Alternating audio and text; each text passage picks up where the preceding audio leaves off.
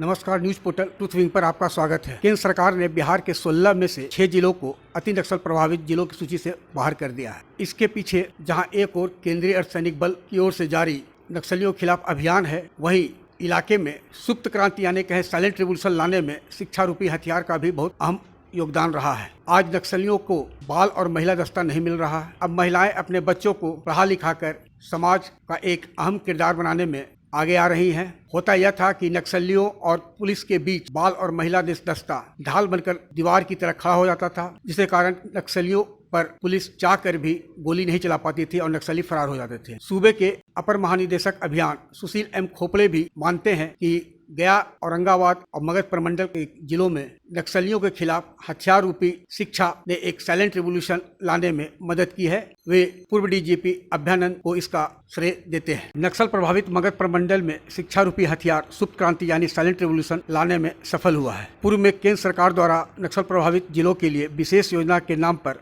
अरबों रुपया खर्च किया जा चुका था, लेकिन पुलिस और अर्धसैनिक बलों के ऑपरेशन में आज से 7-8 वर्ष पूर्व बाल और महिला दस्ता राह में बाधक बन जाता था। पुलिस और अर्धसैनिक बल के अधिकारी और जवान अपनी आंखों के सामने से नक्सलियों को भागते देखते रह जाते थे, क्योंकि नक्सलियों और पुलिस के बीच बाल और महिला दस्ता दीवार की तरह खड़ा रहा करता था। पुलिस और अर्धसैनिक बल के जवान बच्चों और महिलाओं पर चाहकर भी गोली नहीं चला पाते थे। नक्सलियों की इस रणनीति की काट 1977 बैच के आईपीएस अधिकारी और बिहार के पूर्व पुलिस महानिदेशक अभ्यानंद ने निकाली। गया में मगध सुपर 30 की नींव रखी गई 2008 में। समाज के सहयोग से नक्सल प्रभावित मगध प्रमंडल के सभी 5 जिलों गया, औरंगाबाद, नवादा, जहानाबाद और अरवल जिले के सुदूरवर्ती या कहें नक्सल प्रभावित इलाकों के छात्र छात्राओं को प्राथमिकता के आधार पर जेईई मेन एडवांस की तैयारी मगध सुपर 30 में शुरू कराई गई। नक्सल क्षेत्रों के बच्चों के लिए नक्सली कमांडर संदीप यादव, ललेश यादव, प्रमोद मिश्रा सहित अन्य नक्सली रोल मॉडल हुआ करते थे, लेकिन आहिस्ते आहिस्ते बच्चों के रोल मॉडल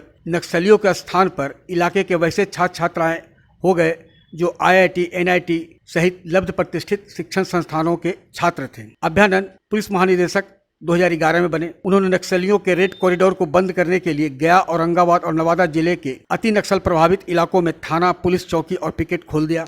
बिहार, झारखंड सहित कई राज्यों का मोस्ट वांटेड नक्सली कमांडर संदीप यादव को घेरने के लिए उसके गांव के पास लुटवा थाना खुला गया जिला में। केंद्र सरकार द्वारा प्रायोजित योजनाओं एवं इलाके के बच्चों को अर्धसैनिक बलों के द्वारा रोजगार के लिए कई कोर्स कराने की योजना मूर्त रूप ले रहा था, लेकिन बंदूक के ट्रिगर के स्थान पर कंप्यूटर के माउस के क्लिक पर इलाके के बच्चों की बढ़ती ललक ने माहौल में काफी बदलाव ला दिया। बाल और महिला दस्ता में बच्चे और महिलाएं शामिल होने से बचने लगे, जिसके कारण पिछले 8-10 सालों से के अंदर नक्सलियों का बाल और महिला दस्ता इलाके से गायब हो गया। पुलिस और अर्धसैनिक बलों के दबाव और अपनी सुरक्षा को लेकर नक्सली जंगल और पहाड़ों के बीच सिमट कर रह गए। सकारात्मक परिणाम सामने है। झारखंड के सीमा से सटे गया और औरंगाबाद तक नक्सली सिमट गए, वो भी पहाड़ और जंगलों के बीच। अरवल, जहानाबाद से नक्सली गायब हो गए। अपर महानिदेशक अभियान सुशील एम खोपड़े ने पूछे जाने पर बताया कि यह सच है कि पिछले कई वर्षों से नक्सलियों के ढाल बनने वाले बच्चे और महिलाओं का दस्ता गायब हो चुका है।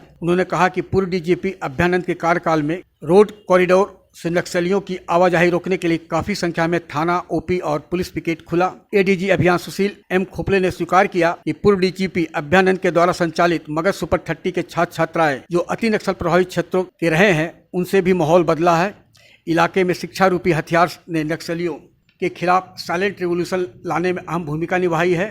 उन्होंने कहा कि नक्सलियों का अब जंगल और पहाड़ ठिकाना रह गया है। जल्द ही नक्सलियों को बिहार से मुक्त करा दिया जाएगा। इसके लिए कारगर रणनीति के तहत जिला पुलिस और अर्धसैनिक बल अपनी रणनीति को मूर्त रूप दे रहे हैं। आग्रह है कि इस वीडियो को लाइक, शेयर और सब्सक्राइब अवश्य करें। धन्यवाद।